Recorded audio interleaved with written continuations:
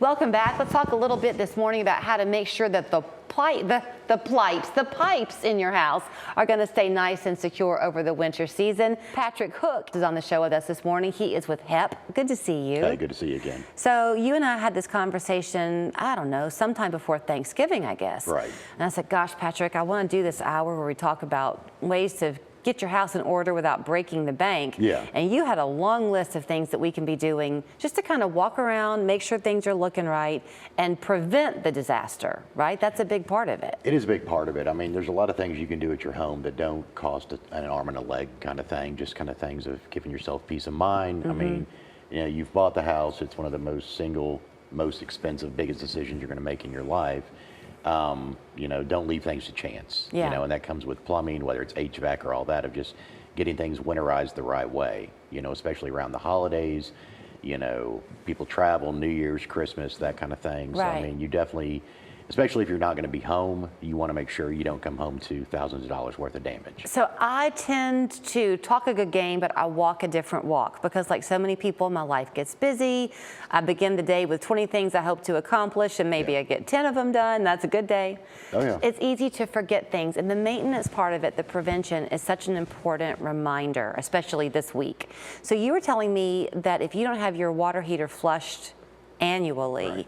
this is the time to do it if you have not done it yet. Why is that so important? I mean, obviously, for a lot of different reasons. I mean, the lack of hot water, the hot water is going to take a lot quicker to warm up. There's usually, if you know it needs to be flushed or it's been a while since it's been flushed, you're going to hear, you know, audible popping sounds, things like that. It's one of the, my thing is, if you don't remember the last time, you know, you had it done, or you don't know if you ever had it done, it's probably time to get it done. And that's one of those things where I would advise calling a professional for that one there. Yeah. You would not try that at home. I I don't know how you would try that at home, actually. You can, but it's one of those things that it could go south really bad really quick. Okay. So. With HEP, as he and I are talking, they are a membership program. It's dirt cheap, $7 a month. That gets you what? So you get a spring and winter checkup with your house, basically a PMI, full plumbing, and then we'll do HVAC, electrical, and everything too. All that for the $7. For $7. And then if a need arises as the year goes along, the house call, so to speak, is $7. Yeah. If there's no work to be done, that's all you're out, is $7. All you're out is $7. As long as there's no work to be done, that's $7 to get us in your house and make sure everything is good to go. Okay. You mentioned traveling. Yeah. This is the time of year where you have those thermostat wars in your house. You do. I'm going to have them in mine. So what is the general rule of where you should leave your thermostat? Is it better to go up and down, or pick a temperature and keep it? So if you're going to be traveling, whether it's 3 to 4 days a week, whatever it is during the holidays, during the winter months, you know, set your heat, not your AC, to between 55 and 60. Okay. You know, that way, obviously, that goes along with you're protecting your plumbing inside of your walls as well. Okay. So. As a general rule, if you're not traveling, you're just home. Right. One's hot, one's cold in the Yes. house. Is it better to just pick a setting and leave it alone as opposed to going up and down? I think people have this feeling of, you know, they want to jack it up to 70 degrees or they want to kind of thing. And I mean, all you're doing at that point is you're making the system work a lot harder than it needs to. Okay. You know, I mean, generally, 69 degrees is pretty perfect as far as where you need to be. Okay. You know? You mentioned the pipes. Yes. Have you ever had an experience where the pipes burst at your house? I have, yes. I have too. Yeah. It's horrible. It's not good. Especially in the wintertime. So you said it's really important to make sure everything's insulated properly. How do you Right. check that? I mean, obviously, you know, you check your crawl space if you're able to get in there, check your basement if you've got anything in the attic. I mean, insulating your pipes is really not all that expensive. You can buy the material at even a Home Depot or a Lowe's. You know, if you're unsure of where to look or you can't get access to your crawl space, obviously I would suggest calling a professional. You know, you get in the winter months, especially in January kind of months in Tennessee, where, you know, from one day to the next, you could be 10 degrees to 30 degrees. Yeah.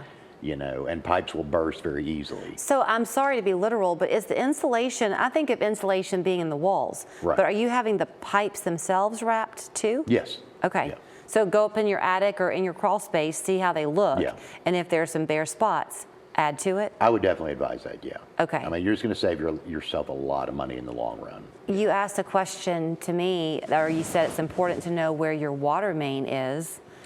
It is, and a lot of people surprisingly don't know where their I'm water not sure I main know is. where mine is. You know, I think that, you've bought the house, but you don't know where it is. Yeah. That's one of those things where if you're gone 2 or 3 days, or even a couple hours, a pipe can burst, and knowing where your water main is to get it turned off immediately is one of those things that can end up saving you thousands of dollars. We have a lot of hard water We do. in our area. Does that wear on your pipes more than soft Oh, water? yeah, absolutely it will. Yeah. So do you think if you're looking to budget for something, is it a filtration system? Those are definitely a benefit. Yeah. You like them? I do. I think they work really well. Okay. I think that's one of those things that we offer it, and the customers we've sold them to, they're really pleased.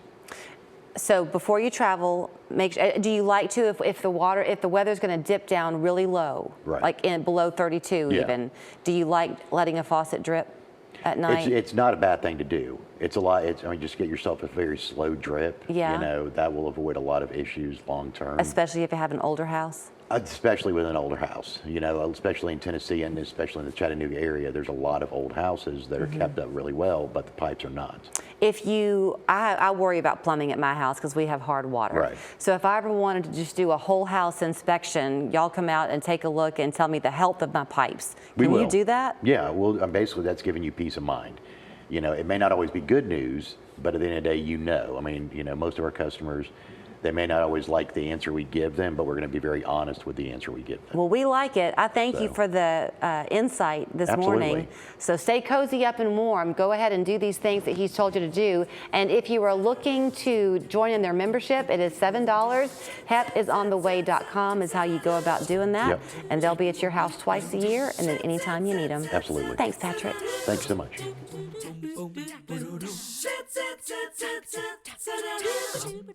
When you go up against a big insurance company, it's a real David versus Goliath situation. You've suffered a serious injury, and now you're battling a company that has immense power. But at Gary Massey Injury Lawyers,